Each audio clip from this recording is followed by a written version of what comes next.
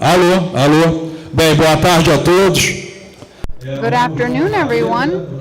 All right, we're going to get started with this table. I want to call my colleagues up. Fábio. This panel is going to, well, actually, I just want to invite you all to listen to this panel. We will have 3 quick talks. We will speak about the new scenarios of green sustainable energy. And we have 3 speakers here that will talk about different segments and that have to do with the dynamics in this sector. So I want to thank the organization of the Green Rio event, Green Latin America, especially Álvaro, Bia. I want to thank many people who are present here that I know for a long time, Jaci, Miguel, and my colleague here from the Maintenance Engineering, Silvio dos Anjos, Paulo Pérez, Carla from the Association of Women from the Island. Many friends that I see here. Sarmento, we have some interns from the engineering area that are here. This will be pretty quick. We have a presentation of about 10 to 12 minutes from each panelist. And then I will ask a question, go to the next panelist, then the third one, and finally I will open it up for our Q&A session. So I will pass the floor to Paulo Cuso. Paulo is an engineer, chemical engineer with a degree from the Federal University of Rio. He has a master's in renewable energies from a very traditional university. He coordinates the line of research from this Petrobras Research Center, and he will speak about the perspectives for hydrogen. So he is a specialist, and hydrogen is something that is happening and that has a lot of potential in Brazil. Even thinking about Brazil exporting hydrogen through the diverse ways that he will present to us here. So I will pass the floor now to Paulo Prunzel. Hello, good afternoon, everyone. Thank you for inviting me here, Wagner. Thank you to the organizers of this event. It's a huge challenge to speak in 10 to 12 minutes, to speak about hydrogen. We can go to the next slide, please.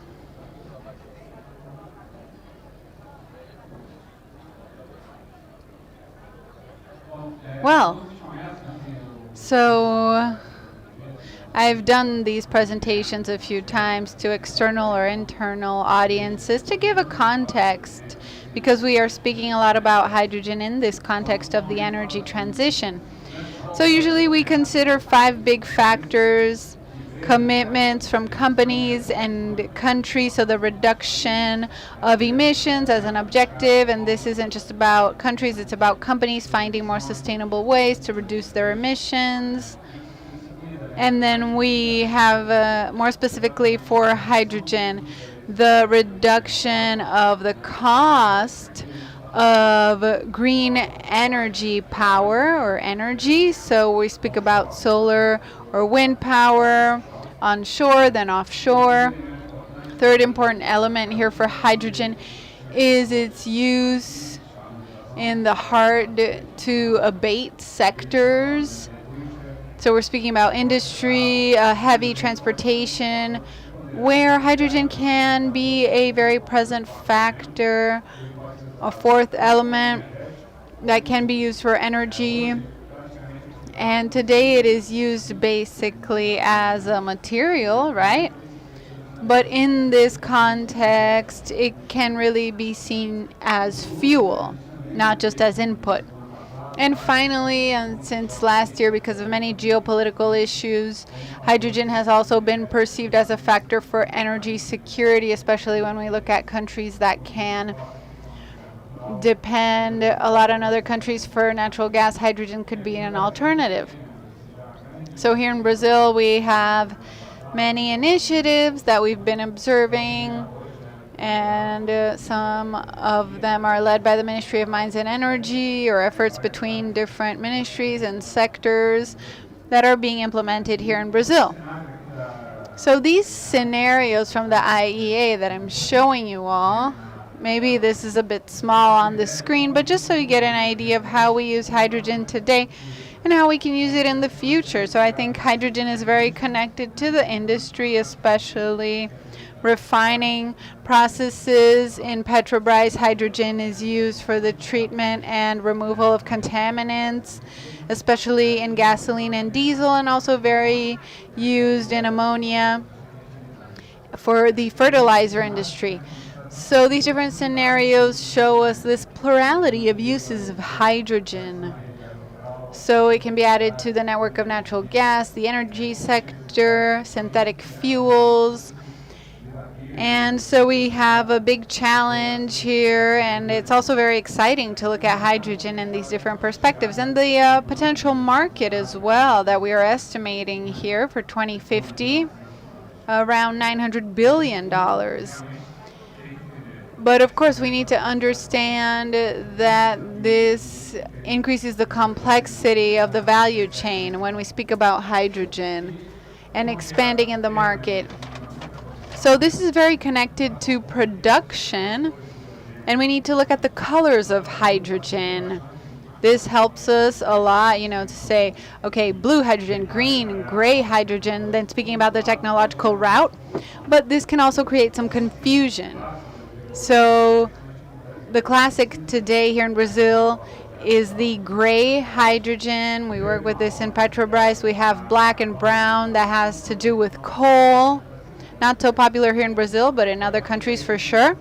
And then from then on you have the blue, capturing CO2. You have the green hydrogen, the electrolysis of the water through renewable sources. Then you have those produced through biomasses. We even have white hydrogen, which is what we call the natural hydrogen.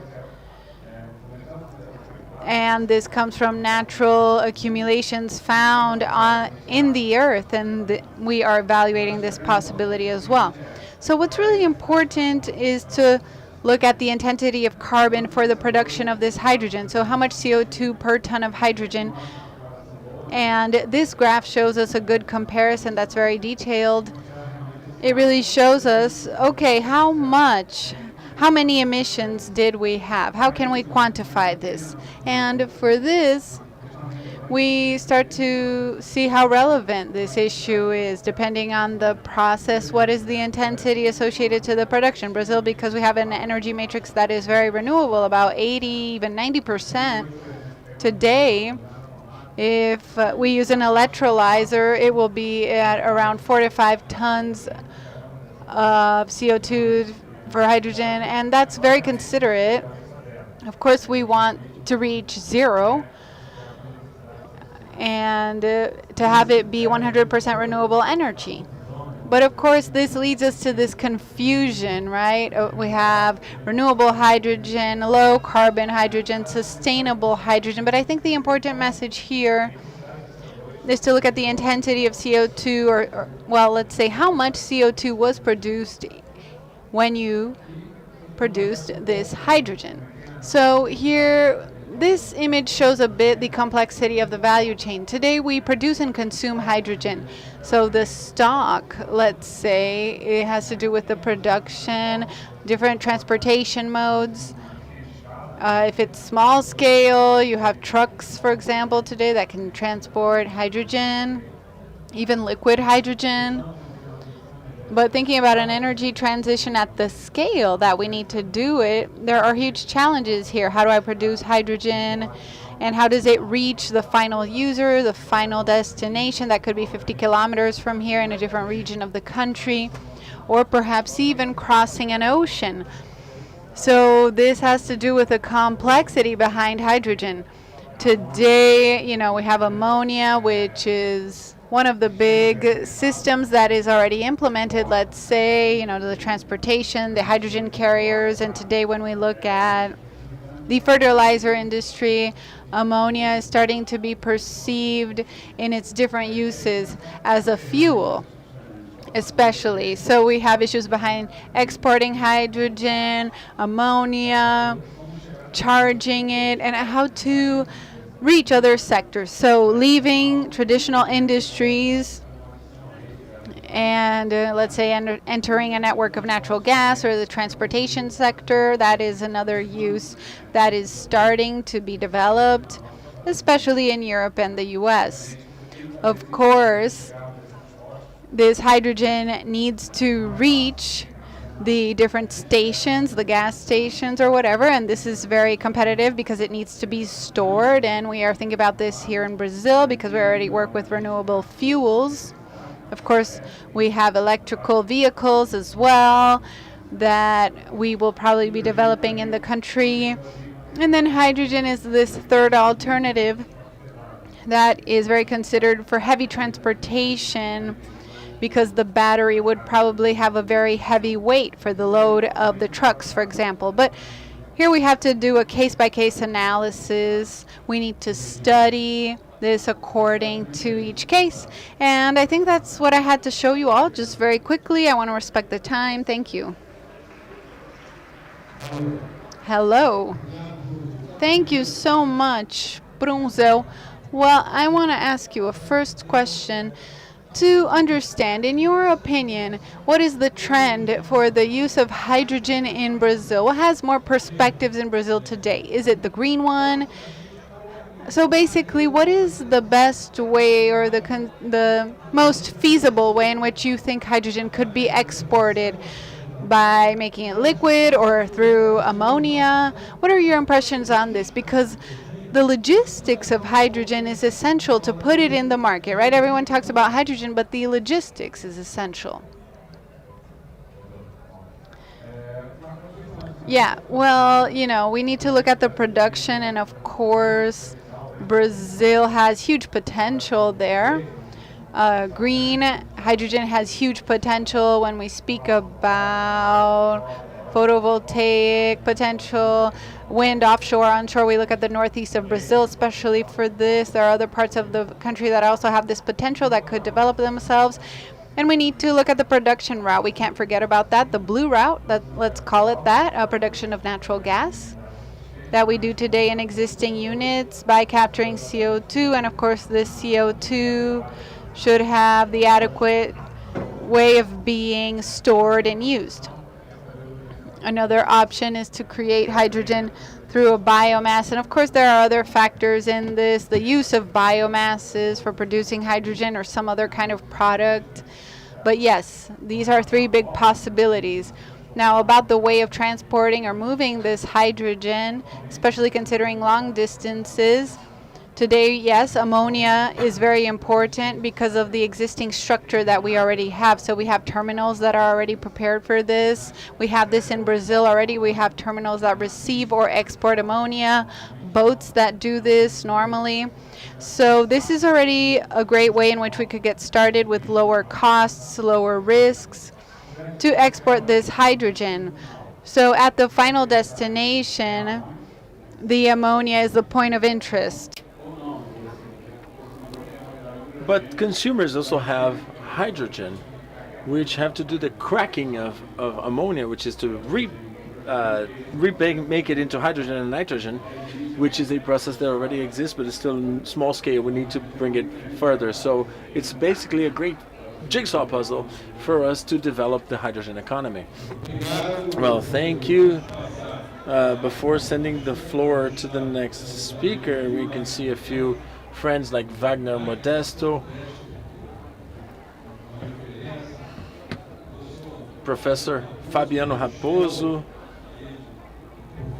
Professor, great mathematician Adriano, who developed a series of technological lines in SEDAI, Regina, who's I've known since she was a kid, Roberto Cherry, who's a technological man in the offshore area, and Emmanuel Alencar, who is one of the references in the environmental journalism. I forgot to say, if you want to talk on the pedestal, you might be better in order to direct the slides. I'm going to give the floor now to the speaker, Francisco Victer, who did a technical course in oil and gas production engineering in the UFRJ. He's a master's degree student in economy for the Getúlio Vargas Foundation. He's talking about, on behalf of Natural Energias, where he is an engineer developing projects, especially in wind energy and hydrogen. And he has a very clear differentiated work in the battery sector. So he's a researcher for the Getúlio Vargas Foundation. Francisco, the floor is yours. Excuse me, good afternoon everybody. I'm coming here because they didn't give me a table microphone, but from here I can see everybody well. I'd like to thank you all for the presence and wish you good afternoon to talk about this, a very complicated topic that is very important. The potentialities of the use of batteries as systems of storage associated to electric generation in Brazil. This is a very important, we're going to see that this is a very important topic, and it's very simple. First of all, we're talking about storage. So where do we use storage and what is storage? And the main principle is that storage is nothing else than stocking something. In this case, we're talking about energy. You take it from the source and you keep it there so that when you have need of it, you can look onto it. For example, coal and wood were engined because there wasn't electricity and people needed fires and other stoves and fireplaces, so they needed them as fuel. And so it was a way of stocking energy. So suppose that we are in a golden valley, there is a blizzard. What happens for us to continue to have energy? We have wood reserves that is stocked there. So wood is a form of storage of energy, but as we became a more sophisticated society, we created other forms like electricity. It's important to remind you that until a few decades ago, all the context of an electric energy was based on a fossil matrix, which means the whole world, coal, oil, gas, which are fossil fuels that you dispatch whenever you need, right? You need energy, you burn coal, you burn gas, right? So you have a very exact relationship, and a very important vision that we need to have from the electrical sector is that you can stock electron in the middle of the transmission line. The quantity of energy generated in one spot needs to be consumed in the other point. So we need to make it compatible. So we can have blackouts, we can have short circuits, overloads. So it's compatible when we had this generation plants. But now what this changed, what happened recently is that people are trying to remove the fossil fuels and trying to get renewable energy sources. So there is a chance for change in the energy generation matrix. If you can see renewable energy sources, the yellow and the red, there was zero. There was no wind energy and no solar energy. And now you can dimension that you have 2000. It's colossal from what there is today. There's a lot of potential, but there's a problem. You can't control the sun and you can't control the wind. And especially for hydroelectric plants, also when there's rains and when there's dry season, we don't control that. So we're hostages of the weather. So how do we solve this problem? Storage. Let me talk about the storage market and how it's being developed currently. First, it's important to remember that through this drive that we have for advancements for decarbonization, we had very strong investments in the car industry, specifically for electric cars. When we started having a lot of batteries investments, we saw a series of technological advancements making them cheaper for batteries. And from a decade, for example, last decade, there was a 10-year period where there was a reduction of 17% a year, 17%, 17%, 17%, which is extremely significant. And when it became cheaper, a few applications that were not economically viable became so. And also, this is added to the fact that we're having this increase in the variable generation, so we need to correct this issue. So we can see this graphic with the installed capacity that we have in the United States, and you see how it's exponential compared to from 2017 to 2022. It grows it grew 1,000%, 1,700%. So it's fundamental to understand that this is going on and how we can insert Brazil in this scenario. Firstly, I'd like to ask to tell you how batteries work. It could be anything, that car batteries, acid lead. So the batteries that we have, ions and lithium batteries that are more modern.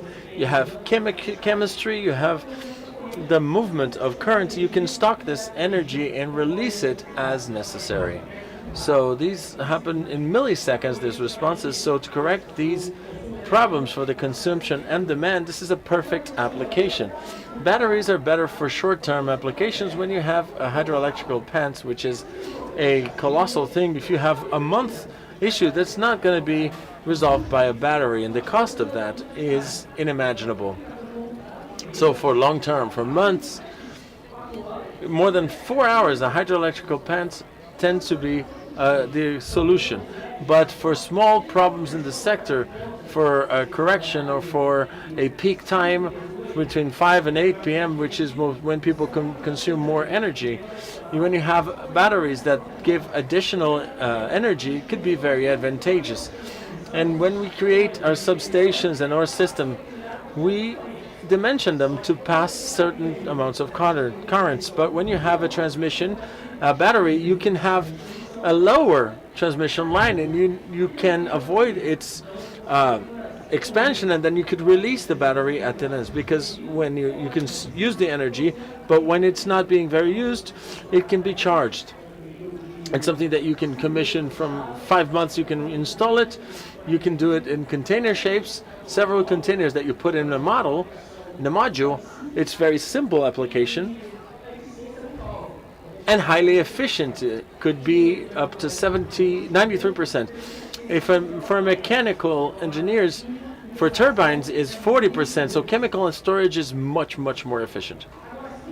Now, talking about Brazil specifically and the scenario in our country, the first thing it's important to highlight that there were no significant investments close to what happened in the United States and Europe here in Brazil, as opposed to the United States and Europe, because we have a very strong hydroelectrical basis. So our long-term problem, several times, the hydroelectrical plants accomplish that. It's not necessarily a best solution. It's not necessarily the cheapest solution.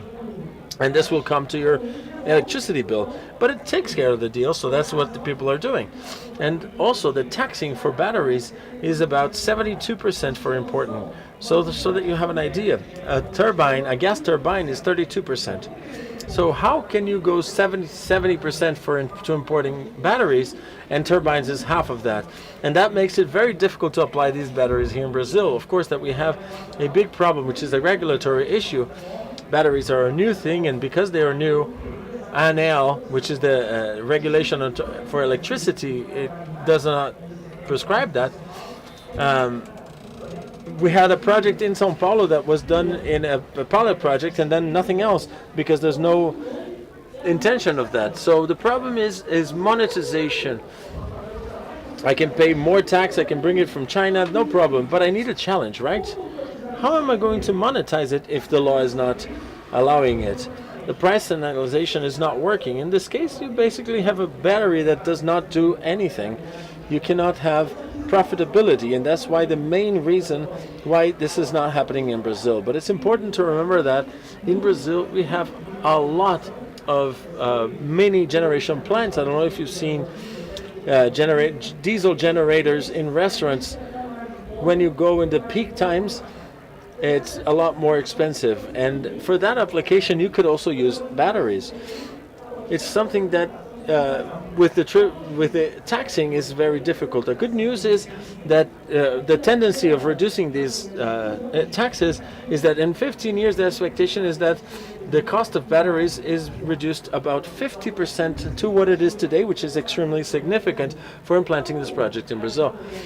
So the vision is that I have growth of renewable energy sources, the improvement of such technologies, and we need these control mechanisms and we are going to bring more batteries. It's important for Brazil to have this clear sight of this. What is the main challenge? Is to create an environment where systems are monetized and then make it viable for the greener energy matrix and the energy transition. Thank you very much. Pergunta. I have a question for you. Several people criticized President Dilma when she used to bottle wind, the expression.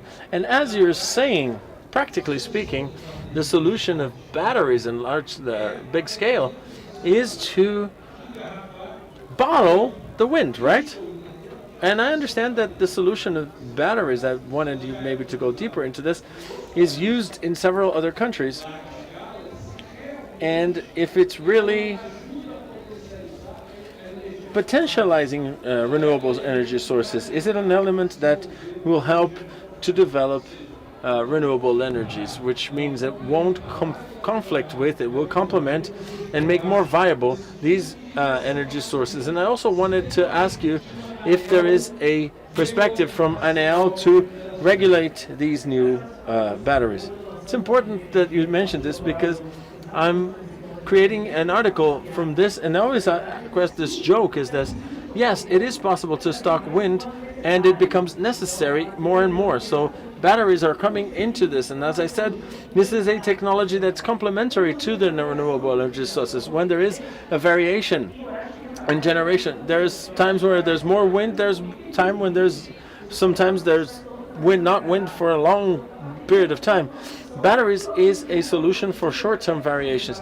It's alongside with hydroelectrics can balance out this generation of energy.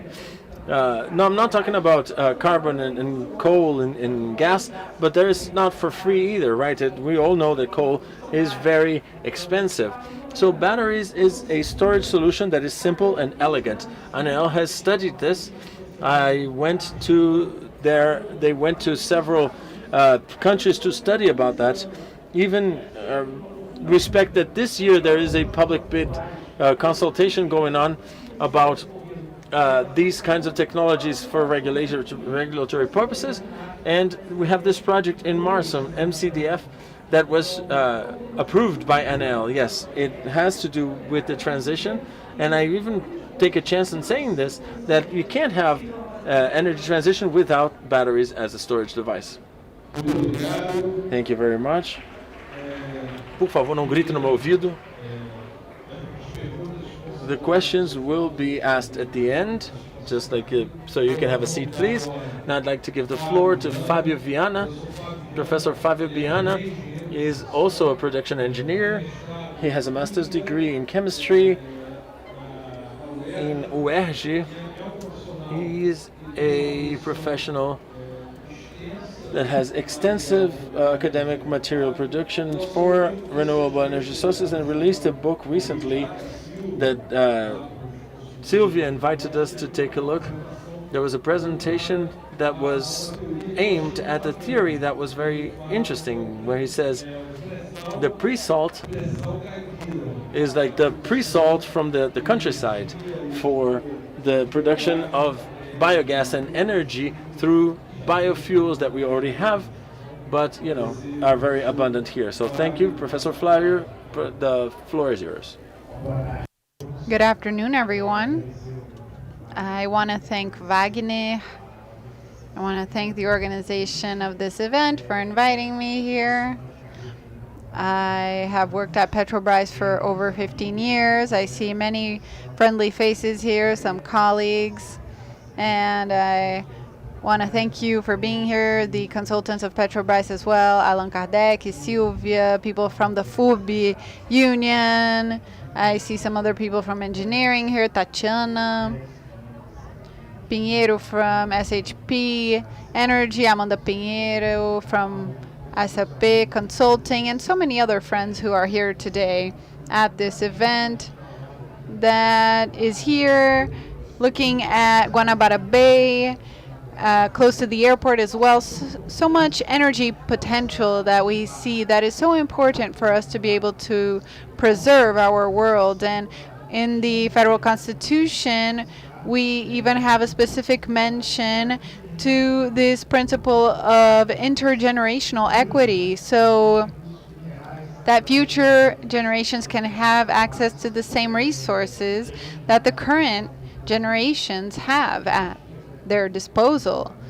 And we've even had some power outages happening here recently, so we can see that the development of renewable energies is very important. Biomethane, biogas, biomasses. This is a subject that is very relevant, especially linseed oil as well.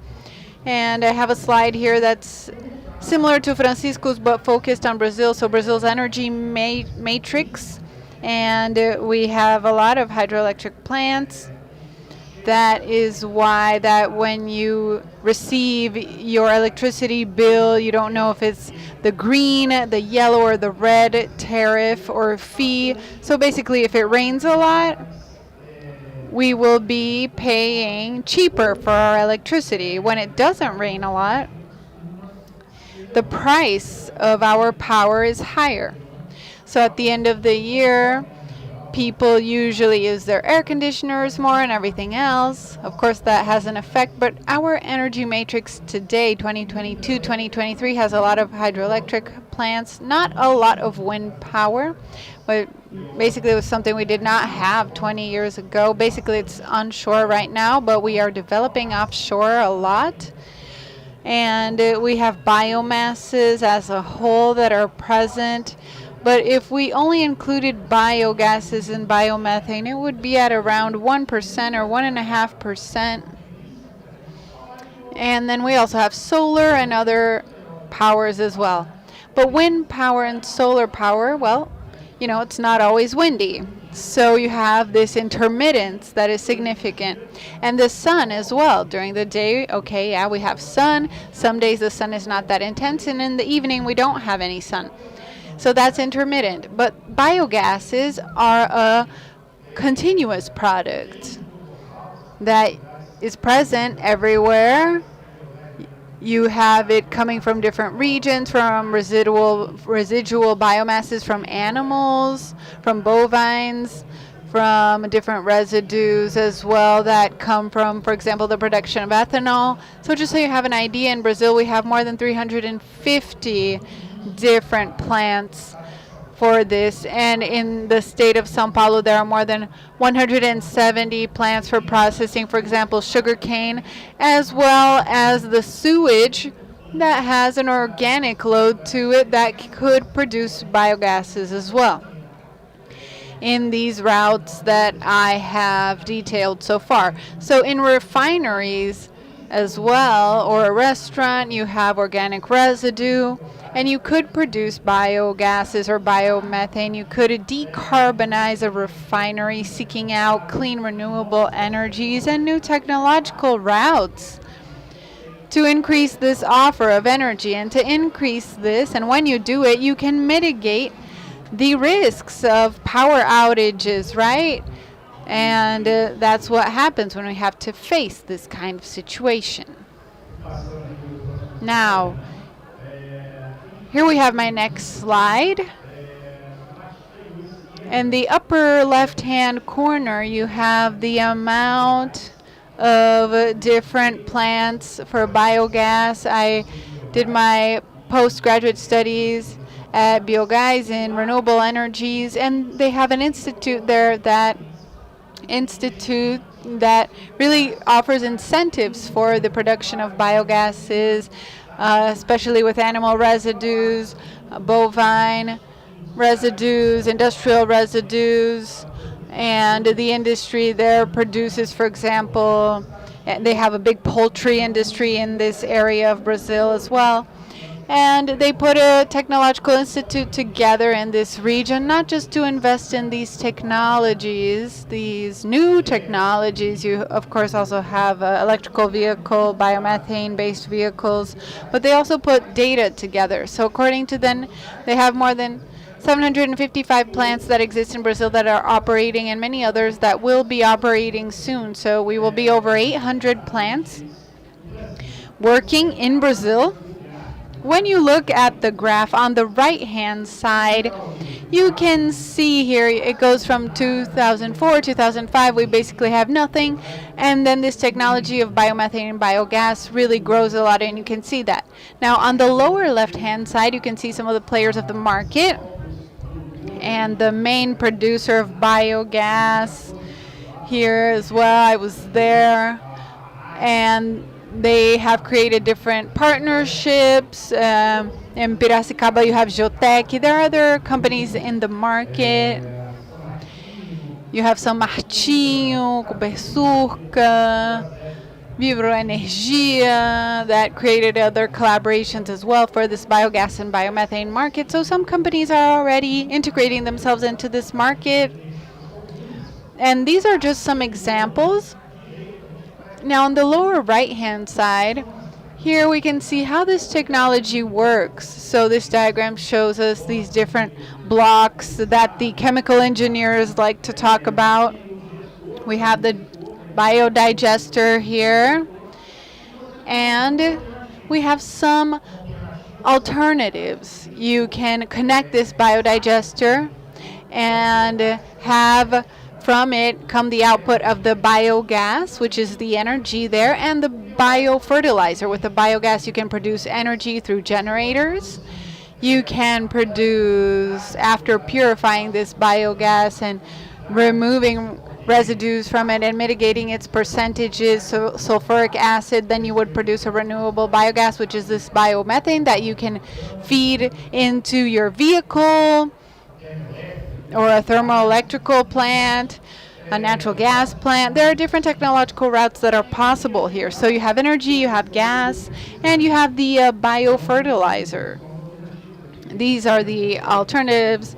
So you have different types of energy, and this is my last slide that connects all of these issues. Paulo spoke about hydrogen, and I understand that biogas could have a continuous route to reach hydrogen as well. And hydrogen would be this great protagonist of the 21st century as a power vector. So here I have a lot of images on this slide. There's one of a book that speaks about biomethane and biogas. And then we have some images of wind power, solar power, biogas, hydrogen, different technological routes that are possible. And I will finish up here to respect our schedule and open it up to questions. Thank you, Professor. I want to ask you a question. What are you seeing as potential for biogas here in Rio de Janeiro? Are there any possibilities, any potential projects, especially in the north of the state? What have you seen or studied regarding this plan? Okay, well, I will speak a little bit about the present and the future. In the present, we have different plants and we have landfills as well. So what are the big sources here that bring biogas to us? So we have the landfills, but also the sugarcane plants. And the landfills, we have a few, the one of Agrinópolis, the one in Nova Iguaçu as well, close to the Cefet of Nova Iguaçu, where I started studying production engineering. They produce their biogases to obtain carbon credits, and I would definitely like to revisit that location. And then we have the Dois Arcos landfill as well, that is already producing biomethane and selling this to some different players in the market. The Guanabara supermarket chain is already consuming what they produce, and others as well. So these are projects that are already working. We also have the Serropédica landfill that produces clean renewable energy. It's another project connected with the people from Urca Energia. So the landfills are already in this movement. They represent the present. Now the future for the state of Rio de Janeiro that has different sugarcane plants in the north of it, I think it would be interesting to speak to the people in this sector. It's a technological route we can consider. It's in this book in a lot of detail, in the book about biogases and biomethane.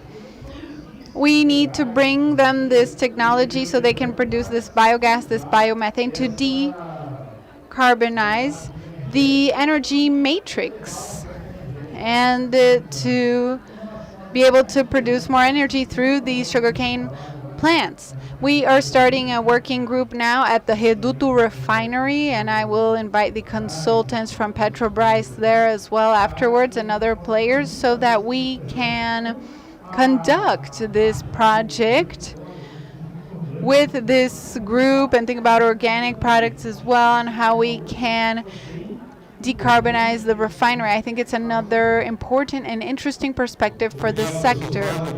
Thank you, Professor Fábio. So before I open it up to questions, I just want to acknowledge the presence of the Subsecretary of Energy and Felipe Peixoto as well. I just saw him walk by. I don't see him right now. I just also want to thank Carinja, who is the president of the Association of Foreign Correspondents, and Carla Pereira, BGA as well, from Ilha do Governador. Now I'm going to open it up to 4 or 5 questions. The girls have the microphones over here. If you want to ask a question, please raise your hand, introduce yourself, ask your question. And the first question I want to suggest that the best geologist I have met ask it. She is Silvia dos Anjos. She was involved in Pre-Sal, so it would be wonderful if she could contribute. Good afternoon. I have a question for Francisco about the batteries. Lithium really was a change in this paradigm, and lithium is not renewable. The price of it over the past few years has gone up quite a bit. So what do you see in terms of perspectives for new batteries? And how do we face this issue of this need for finite resources that come from mining, for example? Okay, I think you can hear me now. It's not just lithium. You know, we have lithium batteries, and there are 2 types. So the lithium iron phosphate, and then we have the second type. And it's not just lithium. Cobalt also is a product that comes from work that is conducted in Congo that has several ethical restrictions. They are extracting this material, this raw material that's very complicated. And it's not just about lithium.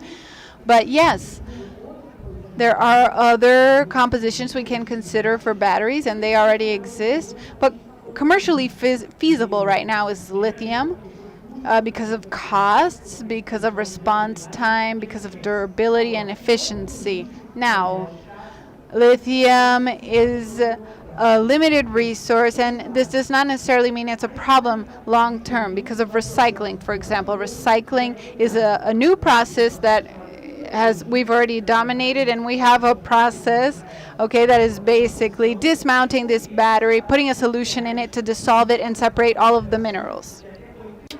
And it's about 80%, we can recover 80% of the lithium that is in the battery, which is extremely relevant. And it's a process that pays it for itself for the value that the lithium has in the market. And this is a way of becoming highly sustainable until we can develop other solutions that will appear, because there are 1,000 ways of making a battery. And I think that the most important aspect is to reach a cheap, effective, and acceptable solution. Now, I'd like to give Joacir's question to someone who hasn't answered a question yet.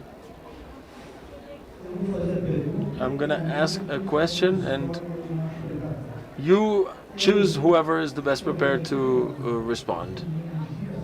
I'm from solar energy. I always use it in my residency, but you forgot the GNV, the natural gas for vehicles. And after I went to a chat for the release of the car, 200,000 in Rio de Janeiro, and he incentivized the citizens of Rio de Janeiro to use gas in their cars. All my 0-kilometer cars came from the agency directly to putting the gas, and nowadays it has gone over ethanol.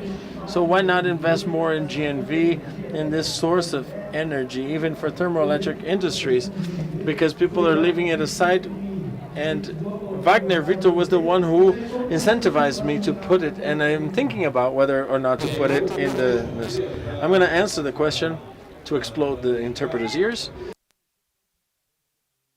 First, I'd like to thank everything. GNV is a nice source for energy transition. Energy will have several opportunities. Hydrogen, I'm not sure if will come to the car industry as soon. The batteries are already in because of the electric cars, and the biofuels are already through pro-alcohol. So we have an interesting mix, and GNV is part of this mix. As you said, the 200,000 that you reminded me, we did 200,000, 300,000, 500,000, and you adhered since the first spot. There is a lot of space. It gave results when there was a truck strike, which without GNV, Rio de Janeiro would have stopped completely. But yes, you are right. There is also room for GNV. Next question, please. Raise your hand. Sim, lá.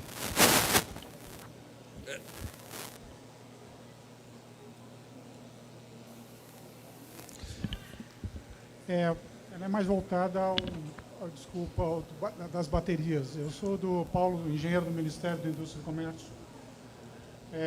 A pergunta é bem mais capciosa. Nós temos alguma informação? Do you have anything to say about the carbon emissions due to the production of these sources of energy? Because we're looking about renewable energy sources. Obviously, gas production could be a problem, and today, with batteries, it's recyclable. But what about the productions? How do you produce it? Isn't it more impactful than other energy sources? Excellent question, Paulo.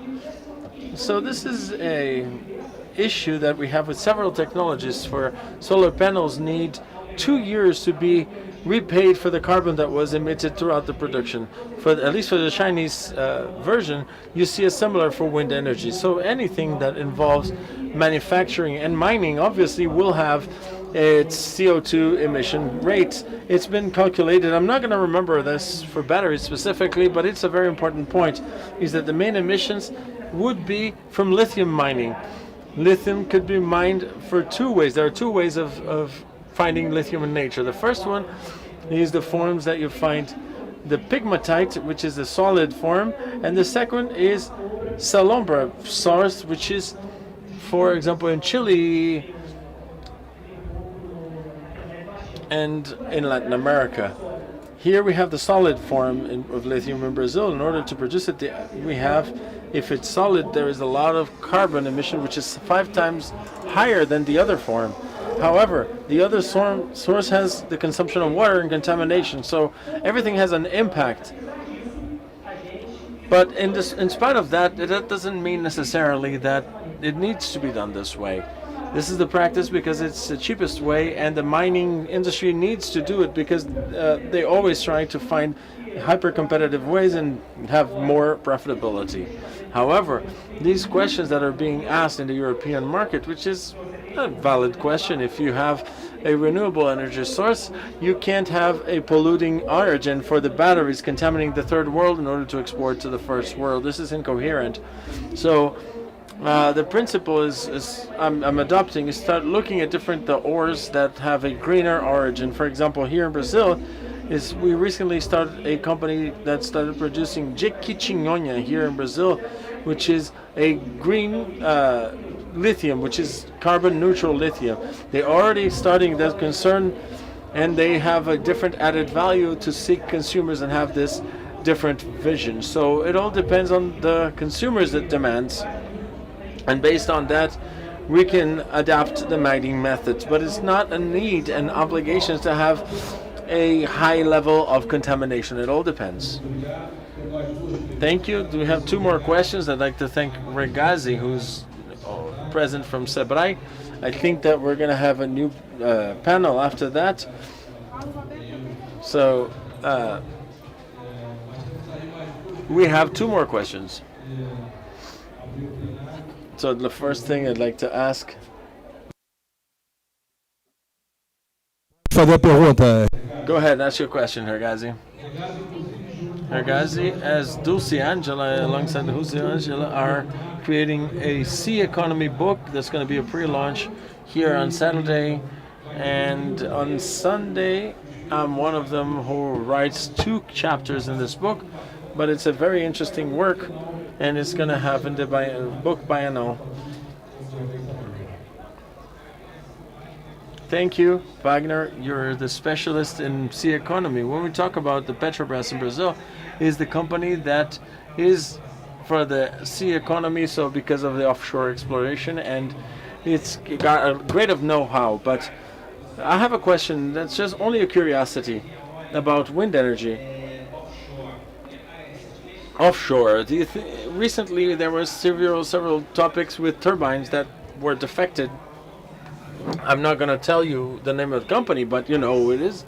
And it seemed that it's a good solution, but it's a solution that if there is a maintenance problem, 1 or 2 already makes the project inviable, because you should have to go to bring it down. I would like to talk about what are the good and what are the chances of there being a problem, and actually doing the math about it, because it may become a trend and then a big problem on the other end, despite the fact that it's a renewable energy source. I'm going to send it over to Paulo, and I'd like to ask him with the production of green hydrogen, because everybody talks about green hydrogen. They want to do it possibly through wind energy, and primarily perhaps with wind energy offshore. And really there are these challenges. Prunzel, I'm sure that he has studied the topic and the costs that are involved. Thank you for sending me over the question. Specifically for the offshore wind energy, this is one of the greatest challenges that we have. We say that we have a greatest wind potential on offshore lands, but it's also a problem with the environment offshore. And this is a great problem for the oil and gas industry, with all the know-how that we have, specifically with Petrobras, and not only for Petrobras, for oil and gas producers of oil, but also the companies that provide the services to them. And they're already coming into this chain of maintenance for these new technological structures. Obviously, there will be a learning curve. It is expected. There could be certain events, whether it's the disruption of value chain or even a specific model that might have a problem and needs to be quickly fixed or replaced, because this will always bring up questions. Hydrogen itself is questioned a lot about that, because there's a lot of safety concerns with hydrogen that are really worth questioning. So moving hydrogen around and the amounts that they're trying to do, whether it's compressed or whatever other ways, involves a lot of safety hazards, and any events that could happen, this could bring a lot of issues to the acceleration of the development of the sector. So yes, we always have to be keeping in mind safety, maintenance, and operation, and this correlation that hydrogen and offshore have a very strong connection, because you have a great potential for offshore and renewable energy sources to bring in to hydrogen. Obviously, the calculation is it better to do electricity and then convert it to hydrogen, according, or do you do the conversion already? What does it entail? You still have to do the calculations. It's always calculated, and there are several projects that are incipient in that field. Do we have any other questions? Adriano has a question. Well, how you doing, my eternal president? Anyway, we haven't asked this question, but I want to know. I want to ask Paulo, how long will we be in this energy transition, having oil still being a relevant energy source? How long will it take for it to be replaced, from your perspective? That is an excellent question. I would like to give you a concrete answer, but I don't have one, unfortunately. It shows that it's not an easy movement to do this transition, this it's very relevant for everyone to participate in, not being just, oh, let's do it 100% electricity. We know that this is not viable. It might be possible. There are some articles that are claiming that, but creating infrastructure for that, this is something really, really challenging. So I think that the importance of this energy transition is for us to have non-silver bullet. Hydrogen is not a silver bullet. There are several questions associated with it. Thermodynamics. Any engineers could come and tell you the thermodynamic aspects of hydrogen, but it has a great potential of use. And electrification is the same thing. Batteries, CO2 capturing, biomass, and all of these other sources are great challenges of how to develop all of this alongside the infrastructure that we already have established throughout the last 100 years. And oil and gas is what makes the wheels turn.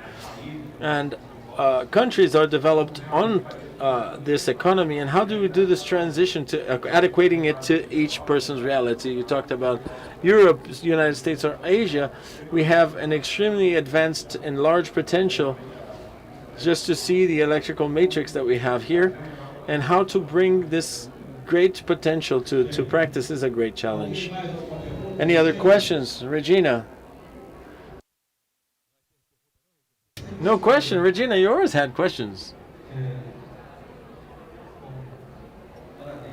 All right, congratulations for the event. I'm Cadicles from CHP Brazil. We are a Rio de Janeiro-based company which manufactures generators for biogas, and we generate energy with the decomposition of excrement.